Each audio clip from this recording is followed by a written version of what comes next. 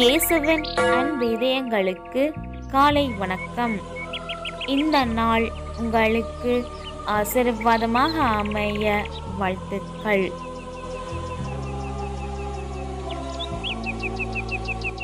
இப்புதிய நாளுக்கான ஆசீர்வாத இறைவசனம் திருப்பாடல்கள் அதிகாரம் 18 இறை வார்த்தை 35.